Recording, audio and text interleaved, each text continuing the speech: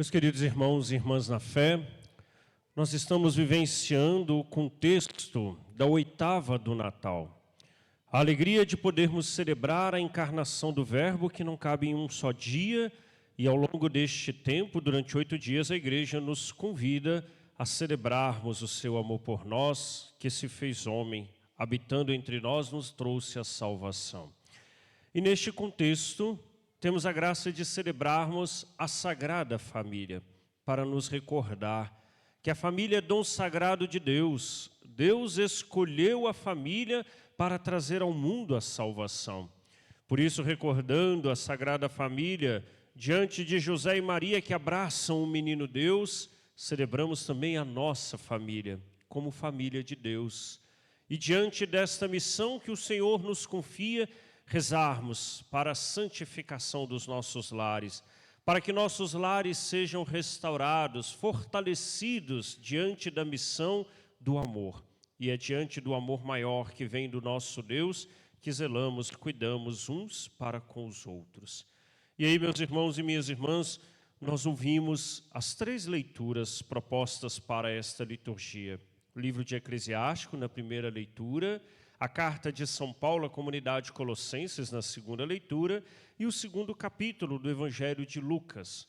Todas 3 leituras acerca da família, dá meio que uma sacudida na gente, né? Se a gente ouve e presta bastante atenção nessas narrativas, nós vamos perceber que Deus está nos sacudindo e nos chamando a atenção acerca de como nós estamos vivendo este nosso ser família.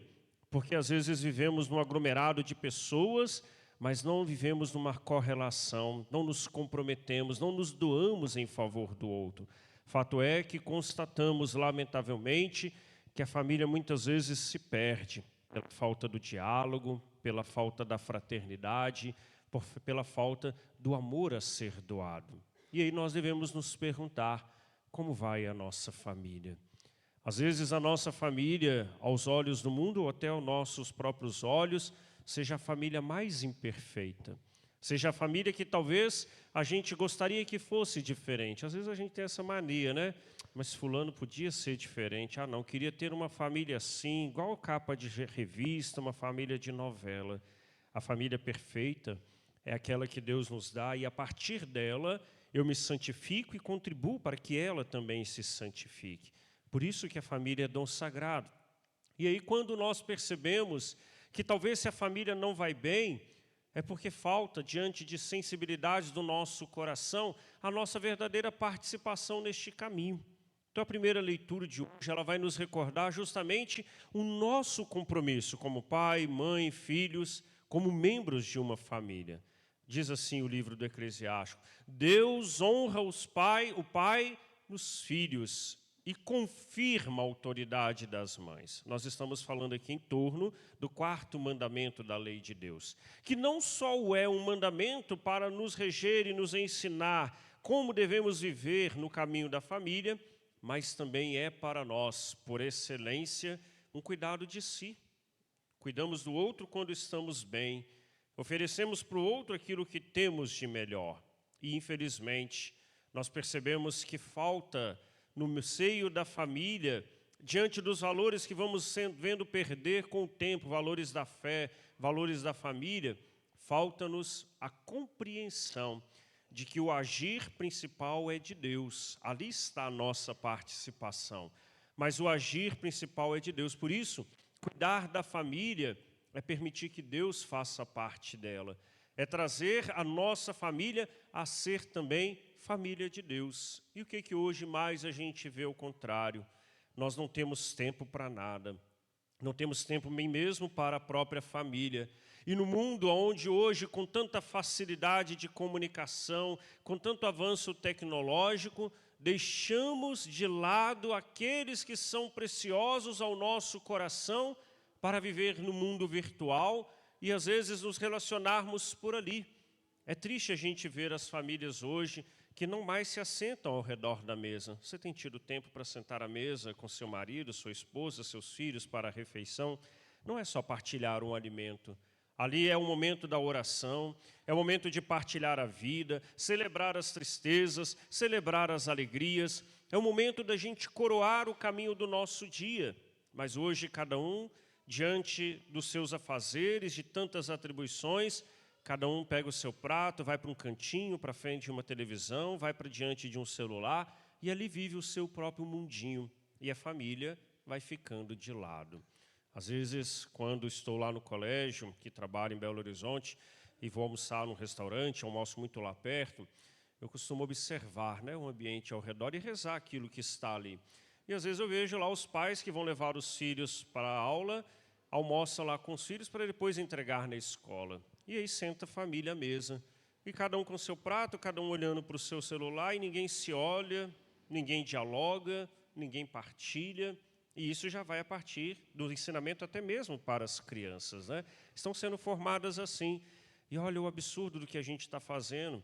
Às vezes a gente está na mesa com amigos, com a família, e a gente conversa pelo celular com a pessoa que está ali, mas a gente não tem a capacidade de conversar cara a cara, né? A gente não tem coragem de partilhar com o outro o que nós estamos sentindo, o quanto que o outro é importante para nós. Parece bobeira, mas são coisas, meus irmãos e minhas irmãs, que estão nos roubando este ser família. São coisas que estão nos esvaziando das relações e, consequentemente, nos esvaziando também da graça de Deus. Porque se a gente não cuida da família, a gente perde a nossa própria essência.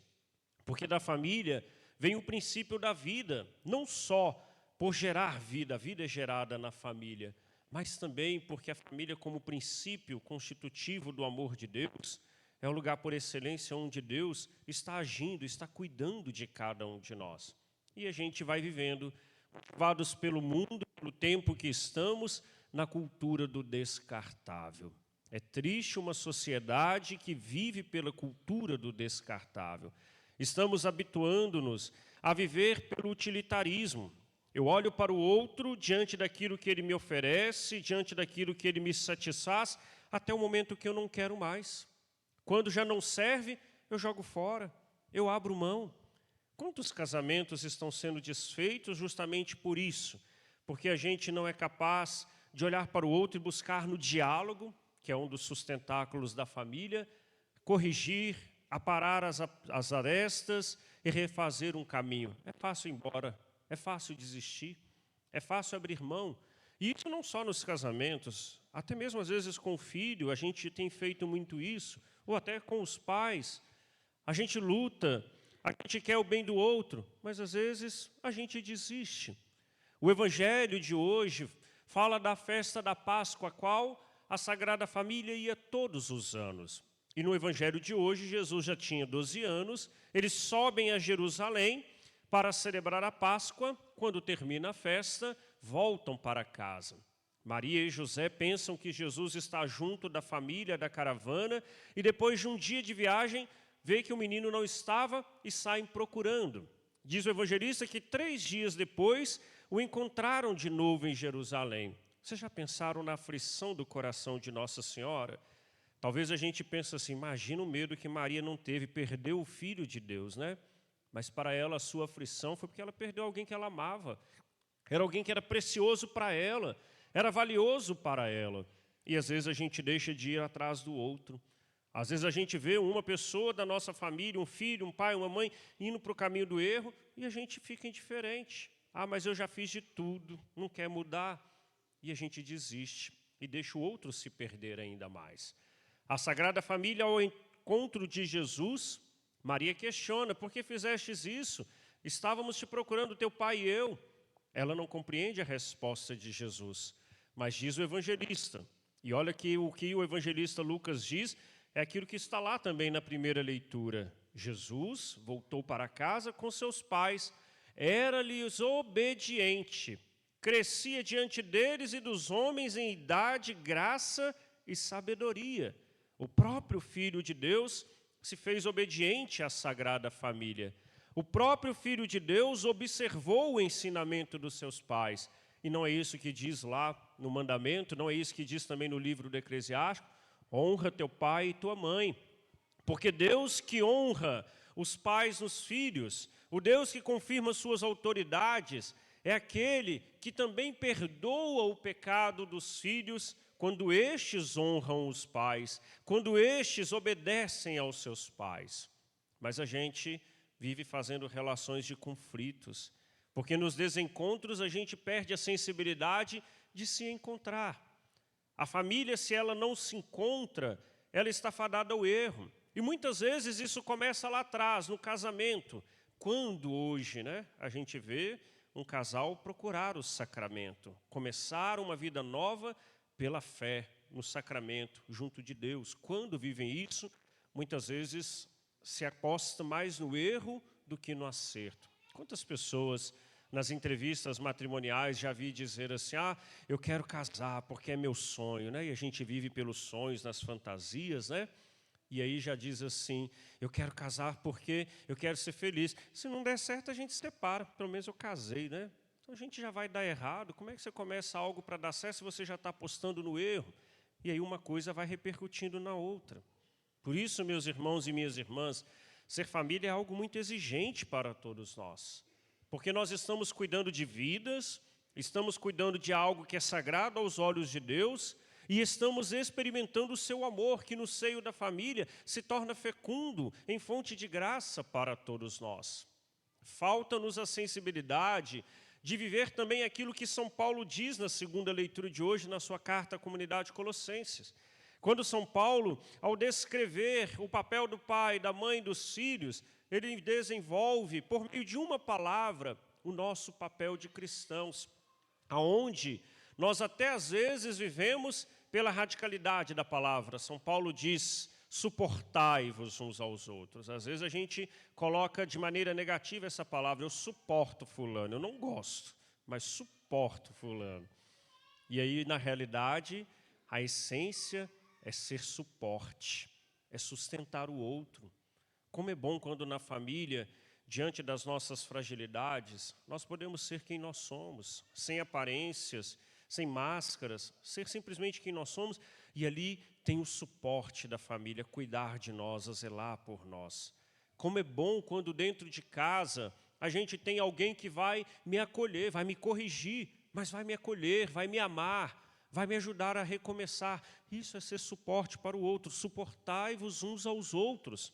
Porque suportando-nos uns aos outros, nós experimentamos, nos diz São Paulo, o amor como fonte do próprio Deus. E é o amor que vai nos ajudar a ser suporte e a ser graça na vida do outro. Por isso, irmãos e irmãs, nós precisamos rever as nossas condutas na família. Estamos sendo bons pais, boas mães, estamos sendo bons filhos.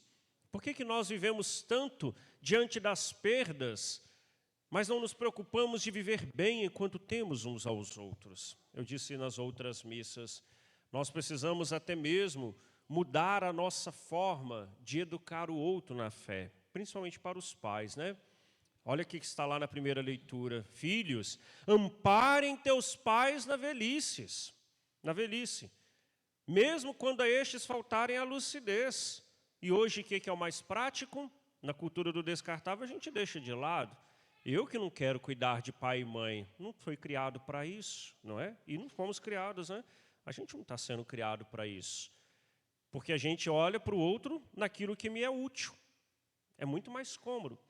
E aí a gente prefere abandonar, jogar numa casa de repouso e deixar a própria sorte. Por isso que eu disse nas missas assim, olha, uma das boas educações que nós temos que dar para os filhos, como valores da fé e da família, é ensinar o valor do trabalho, o valor do sustento, para saber o valor de cada pessoa.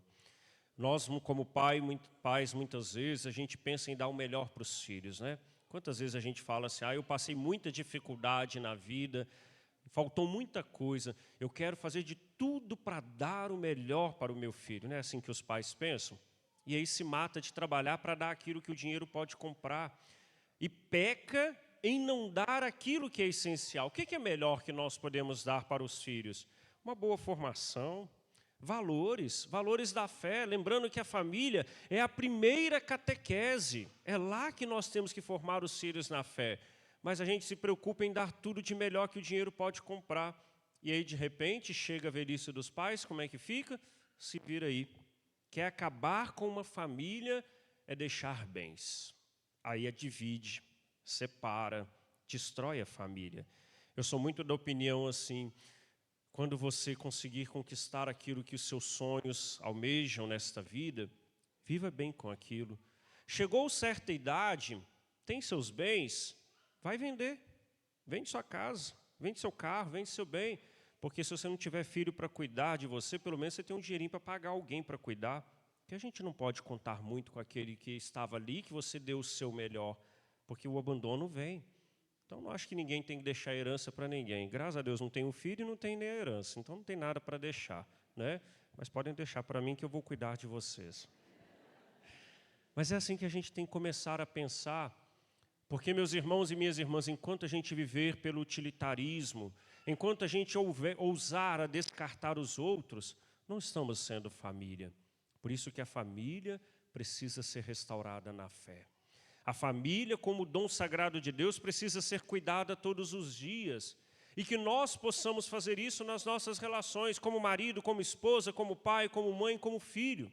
Que a gente saiba fazer esta relação de proximidade dos corações, para que o nosso coração esteja em Deus.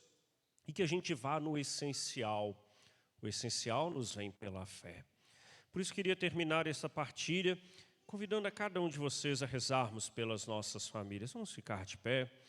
Talvez aí do seu lado esteja alguém que faça parte da sua casa, da sua família. Coloca as mãos no ombro desta pessoa. Se não tem ninguém da sua família, coloca a mão no seu coração. Lembre-se daquela pessoa que está lá na sua casa. Recorde os seus e vamos orar por estes, para que Deus cuide, zele e restaure todos os corações. Ilumina, ilumina nossos pais, nossos filhos e filhas. Ilumina, ilumina cada passo das nossas famílias. Senhor nosso Deus, fonte de toda graça, nesse dia te consagrado, nós vos louvamos e bendizemos pelo dom da família.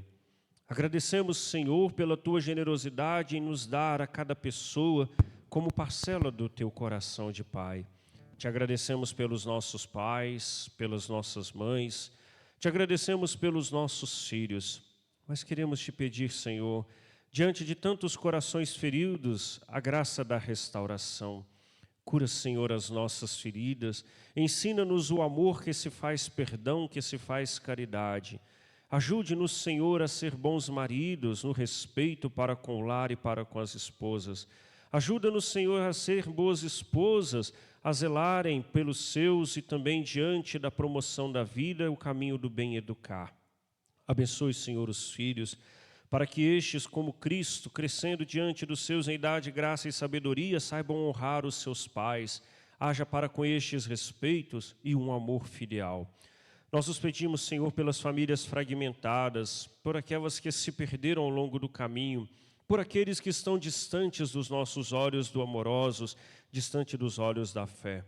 Vós conheceis o coração de cada um, sabeis a necessidade de cada lar. Que a vossa paz possa reinar em nossos lares, possa reinar em nossas famílias, para que assim sejamos por vós iluminados, para também sermos uma luz no mundo. Nós entregamos as nossas famílias a vós, ó Pai, em nome do Cristo, que vive e reina para sempre. Amém. Ilumina, ilumina nossos pais, nossos filhos e filhas. Ilumina, ilumina cada passo das nossas famílias. Seja grato, meu irmão e minha irmã, a esta parcela do coração de Deus que se chama família e que Ele te deu para você experimentar o seu amor na sua vida. Cuide da sua família, honre os seus e assim teremos a graça do céu. Assim seja.